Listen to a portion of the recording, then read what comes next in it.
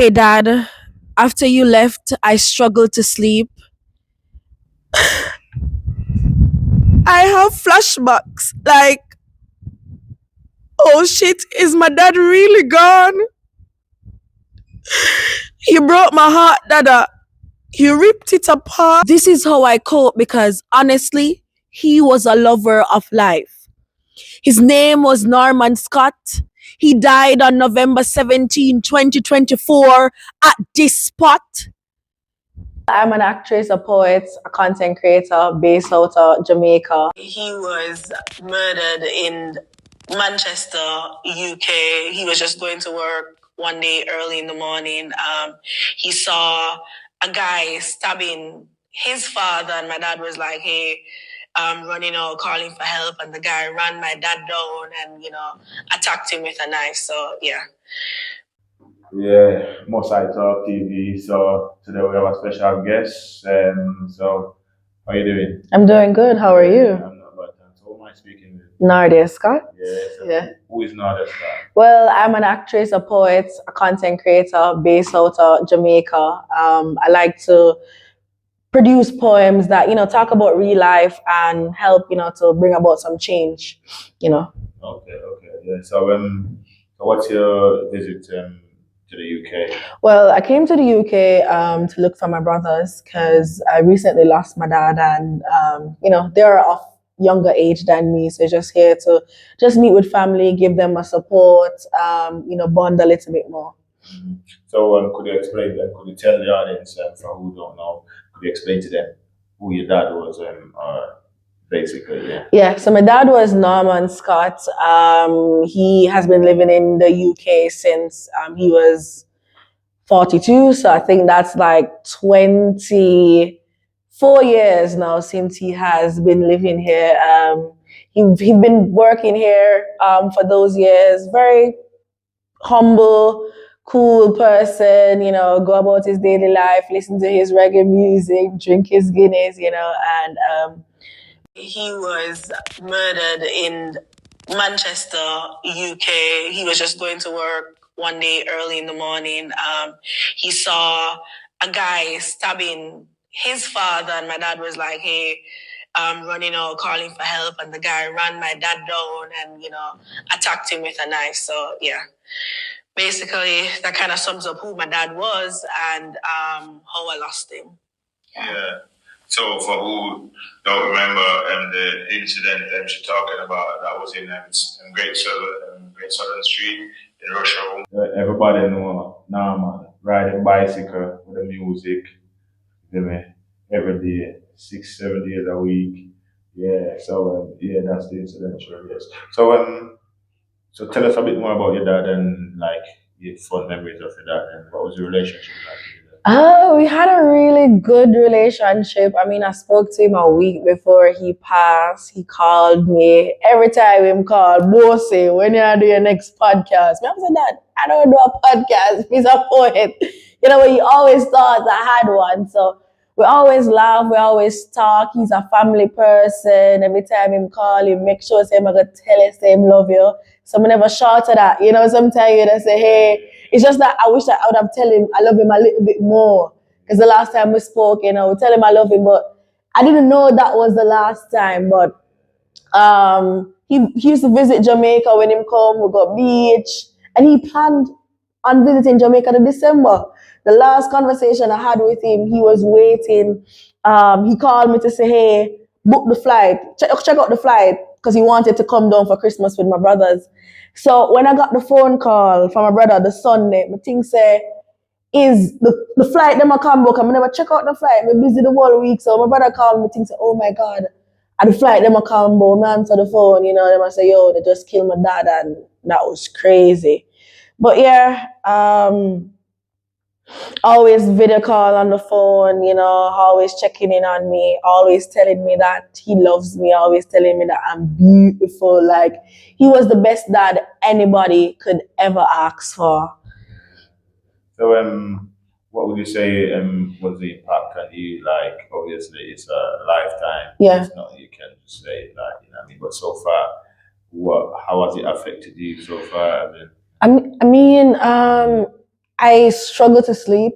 So that's one of the things. It has really impacted my sleeping schedule. Enough time I want to go sleep, but it's like it plays on my mind every night. You know, you think about it, you think about him never trouble nobody.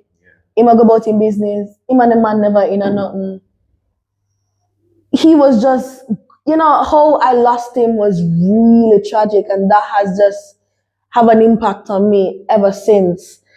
But I've been getting help. You know, I have really good friends. I have a really good supportive system. I have really good family. My mom is there for me right through. So that's how we cope, and that's how we take it a day at a time. But I don't think it's something that you ever get over. Yeah, you just learn how to live with it. So, even though you lived in Jamaica, has anything been explained to you by the UK authority about the whole incident? And No, no, nobody, nothing. I only heard that the court is gonna, the case is gonna go to court next month. That's all I've heard, and they would have charged the guy with murder. But they did a psychological evaluation on him because they were using some mental health claims. But yeah, the case is gonna start, I think, next month, and it should last probably 2 to 3 weeks. So do you know what was that result of that psychological case? Do you know if he was deemed mental or was he? I think he wasn't deemed. No, he wasn't deemed mental. No. So he was deemed fit for. Yeah, fit for trial. Yeah. Okay. So you kind of, how do you feel? Do you feel, even though he's not been sentenced yet, but how do you feel in a way like injustice, like you've not, you don't think it's been dealt with in any way, like a bit more? I don't know. I mean, I think there can be more coverage. That's just it. I just think my dad just gone, and it's like, oh, it's a 9 day talk, and everybody move on. I mean, I know we have to move on with our life, but I just think there could have probably been more coverage. People could still follow up the story. We could know what's still going on. I think it was just one newspaper article that I saw my cousin share with me with, oh, the person was charged, but there's not really much about it. It's like, oh, it never happened. So, did anyone explain to you, like, basically you'd have to hear it from the guy's side, basically, but has anyone explained to you what really happened? As in, like, how, what caused the guy to go on that rampage? Because basically he killed your dad. And Kill his dad. I don't really know much about it. No, I don't know much. It's a bit sad because, like I said, your dad is always a jovial person, you know. Yeah. And, you know, to, like you said, for him to get himself involved, it shows the type of person he is. Yeah. Because I don't even know if he got involved. No, I mean, trying to, because that's what I heard, that he was trying to part the guy. Part them, yeah. Yeah, that's what I'm saying. So that's, you know what I mean? Because he could have just passed them, maybe, you know what I mean? Don't even look at them. You know what I mean? Yeah. But in that sense, for him to see the guy and then thinking, you know what I mean? Because a lot of people see things and they just hold their head straight. Yeah. You know what I mean? Yeah. And it's just mad, isn't it? Yeah, it's not of his nature. You know, he's really a very helpful and kind and protective person. So I guess why he probably would have wanted to help. But yeah. Definitely. Yeah. But now that you're in the UK, you're trying to do a tribute. Yeah. On his behalf. Yeah. Because tomorrow, as we know, is Father's Day. Yeah. Yeah. So what is it that you plan to do for him? So I'm going to release my poem actually tomorrow. It's going to be released on all my platforms, Instagram, TikTok. It's going to be on my YouTube page, where I just kind of bring to life who my dad was, his story, how he's lost his life, you know, how we move on from this. It's just kind of like a overall, you know, journey of me, and, you know, how I, you know, give tribute to my dad. So, and could you tell the platform so that basically they could go and have a look? Yeah, so it's Nardia Scott. It's NARDIA SCOTT on all social media platforms. Okay. So, what is it you do? Because it sounds like you're a poet. So, like you said before. Yeah. So, Yeah, I'm a poet. I started doing poetry when I was 8 years old. Shout out to Miss Norma Brown from Spanish Town Primary School. But I fell in love with the arts then. I started writing my own poems 3 years ago. So I usually perform Louise Bennett, other person's poem, but I started put my pen to paper 3 years ago. And how I knew I could write is one day I was at work in my free time and I was like jotting down some lines and I said to my coworker, listen to this. I'm gonna say it. And she said, no man, you're bad. I was like, all right, I'll put something together. And I wrote my first piece about my brother because he died similarly to my dad. So I lost my brother. He got 19 gunshots. So it's a lot of trauma. You lose your brother that way, you come again, you lose your dad the same way. One to knife crime, one to gun crime, two different place. It's a lot to unfold, you know. So I just wish the knife crime would get better. I wish the gun crime would get better because after all of this, we, the family members, we have to pick up the pieces, you know, and it's something that is going to affect us for a lifetime. My brothers, they can never go back to the life that they had before because the life has drastically changed. It's a lot of trauma. Yeah. Yeah. I'm glad you've got like help, you know, Yeah. like getting you through these times. It's like just listening to you speak, you can't even imagine like what you've been through. Yeah. You know what I mean? Like you said, seeing your brother been through that. Yeah. Then come now and see your dad just as you're probably getting healed from your brother's situation. It's another one, yeah. Because I released my brother poem last year and I phoned my dad. I was like, Dad, write a poem and I start release my own poetry. And him said, let me hear it. Drop it for him. And he must say, yo, fire. And I always said I wanted to write a poem for my dad, but not that type of way. I'm supposed to write a happy poem. Me and my dad in Jamaica, drinking jelly, holding a vibes, on the beach. Now me have to come back where near, I don't even remember the street name for come look pan, you know, where he lost his life, you know. So I know his body came to Jamaica, Yeah. so he got buried in Jamaica. Yeah, he got buried in Jamaica. That was his wish. And my brother Ben, he ensured that that was executed, no question asked, you know. So yeah. And what was his funeral like? 'Cause we didn't get to see it. Yeah, it was good. Family came out, friends came out, like friends that he had from in Jamaica from years ago turn up, and it was amazing. He got a good send off. Yeah. As you guys made it proud, that's the main thing. Yeah.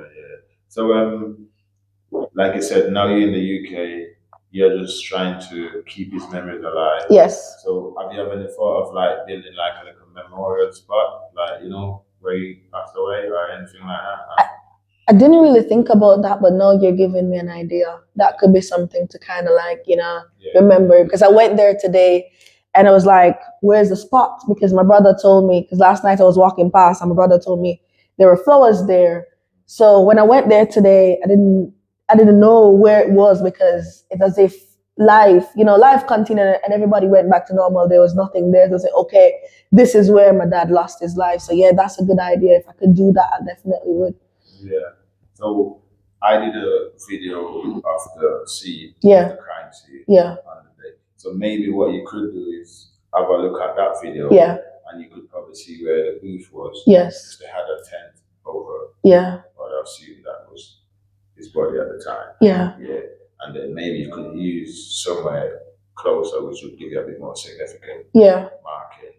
And then you could probably try and, I don't know, maybe like a tree, something. Something there, yeah. Just to keep his memory alive. It's like I said, in life now, people just go back to normal. Yeah. As if everything, but then you've got people like yourself who's very close to it. They're still mourning. Still mourning. You know what I mean? There's not a day that goes by that you don't think about him. Because I have an aunt every time we call, like she's like my support every time I call her, Auntie Hewlett. She's like, there's not a day where she don't go on the road and don't tell somebody about her brother. He was that type of person. You cannot not talk about my dad. He was always smiling, always happy. Listen to me. I went over her house when we had the funeral and she brought out an album. What a man love take picture. Like, he's gone, but I still have so much memories. And recently, my stepmom found a bag, and she was like, "No, I think this bag is perfect for you." It was 3 cameras, so it was two significant things there for me. One, he's always told me about a podcast, so that was significant to say, "Yeah, I have to do a podcast to remember my dad." And two, I don't know how many memories are on those cards and flash drives. I'm just gonna go back home and dig through, and see what he has left back for me. It's memories.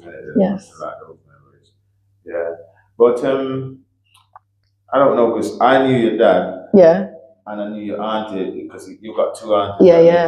Yeah. But I didn't know those brothers and sisters. Ooh. Yeah. I know them both, but it's not until when he passed away. Yeah.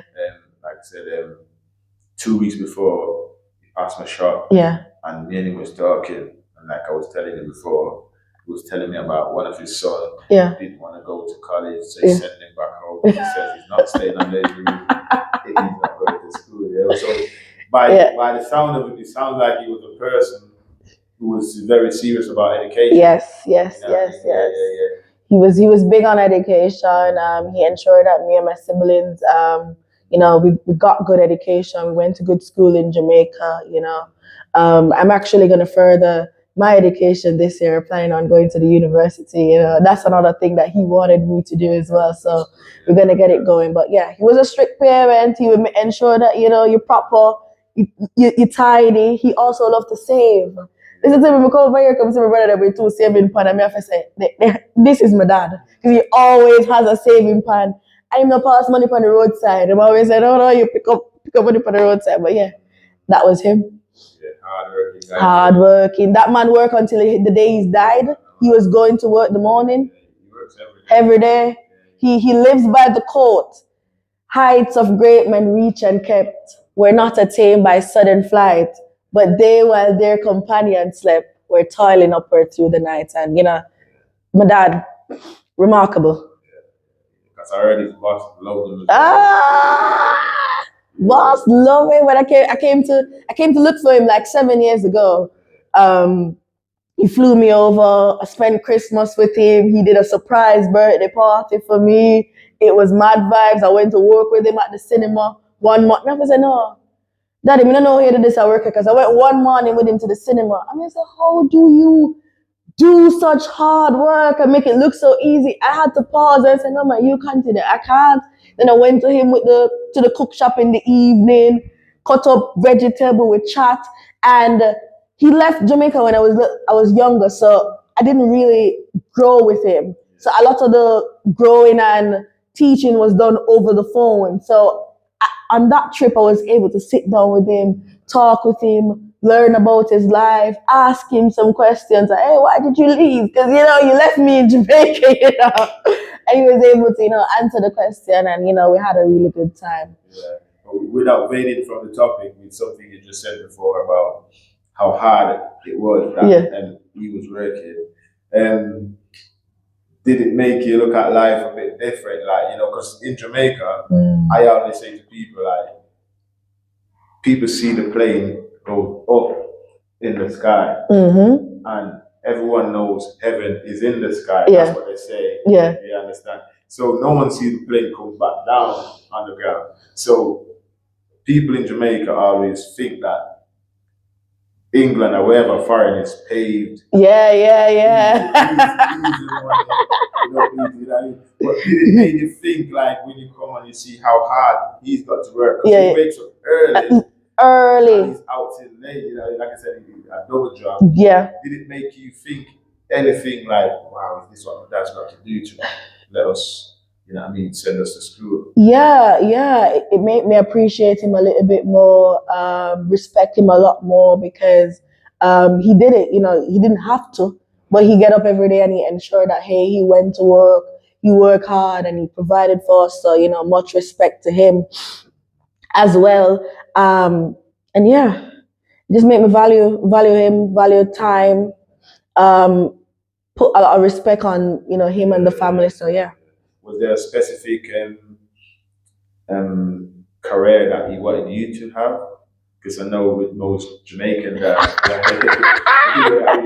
with me, I give my kids ultimatum. I'm like, you've got to be either 1, 2, 3, or 4, either a pilot, a solicitor, an accountant, or a doctor. Yeah. You've got 4 choices, so you spoiled for choice really. So.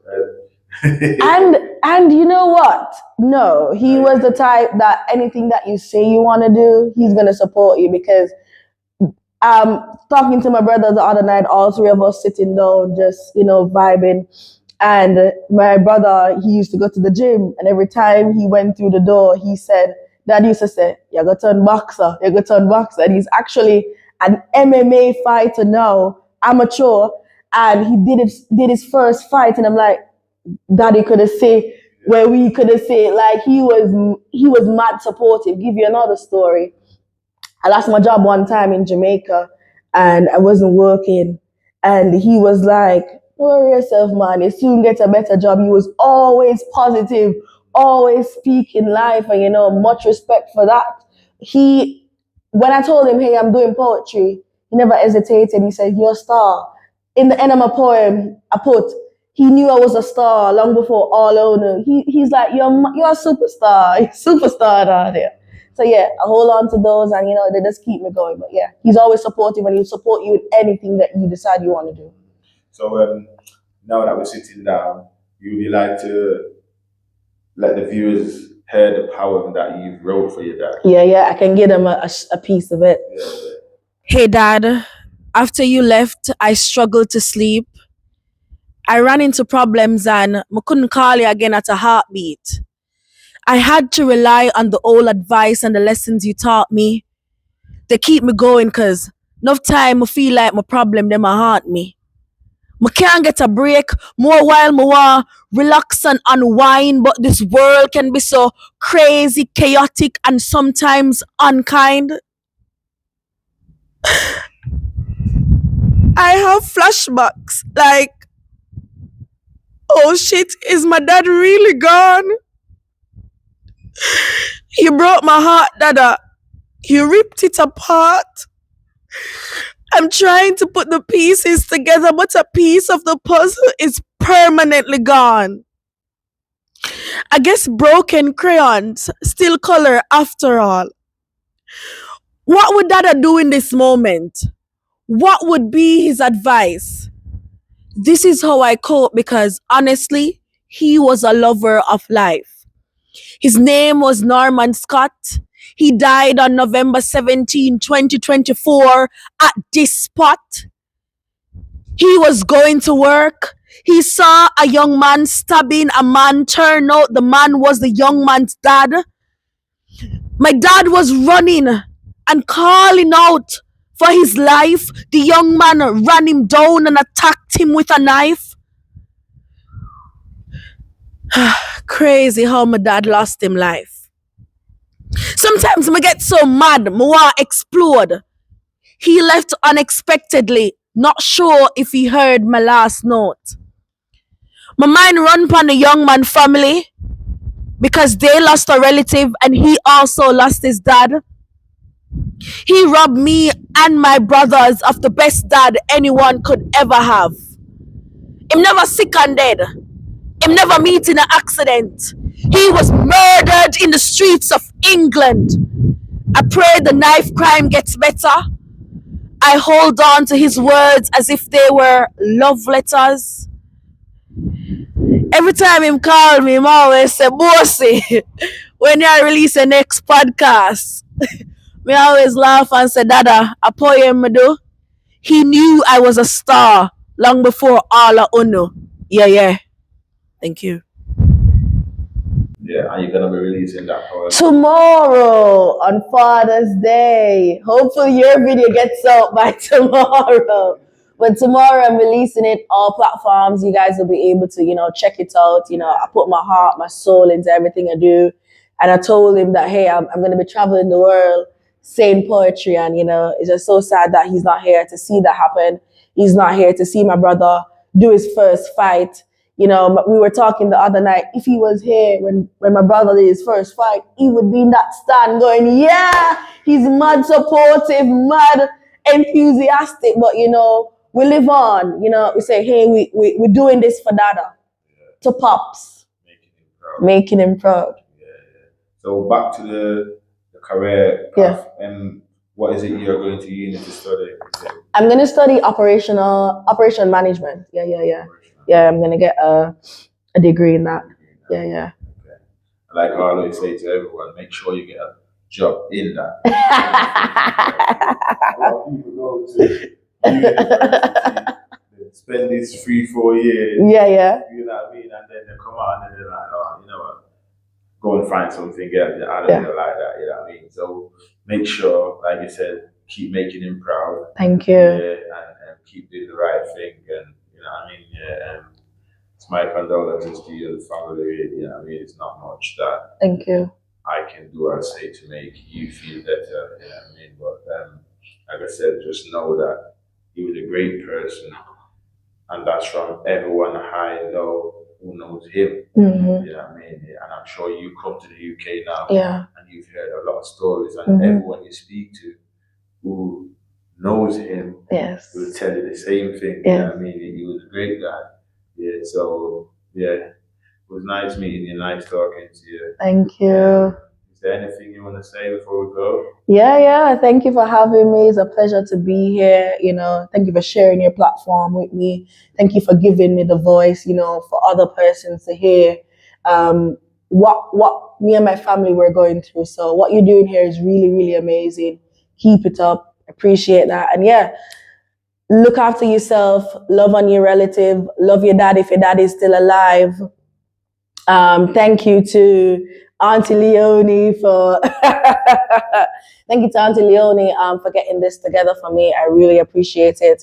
My time in England was well spent. I went to perform last night at the Black Creative Trailblazer, and that was also amazing. So yeah, just looking forward to great things. And follow me on all socials. Thank you. I appreciate it. One more time with your platform. Nadia Scott, NARDIASCOTT on all social media platforms. Like, follow, share. Thank you. Last question, quick. Who is you? Because obviously you're doing poetry. Yeah. Who is your biggest? Who's the biggest person you idolize or in that scene? In that scene, Yeah. I would have to say Louise Bennett. Yeah. I grew up saying Miss Lou poems at JCDC, getting awards for them. So yeah, she paved the way, made the stage. I also love Maya Angelou. Listen to me, Maya has some bars. So those two persons that's where the bar is for me. Saying I like Muta. Love Muta. Hello, my mother love Muta. So hello. We gotta put that there. Love Muta. Love Muta. Even though it can be controversial. Yeah. He has a poem that goes, this poem is my favorite. Big up yourself, Muta. Yeah. All right, Nadia. Nice speaking to you. Thank you for having me. Thank you. All right, Mosai Talk TV, please share, follow, subscribe. Yeah. So thank you for watching Mosai Talk TV. Thank you.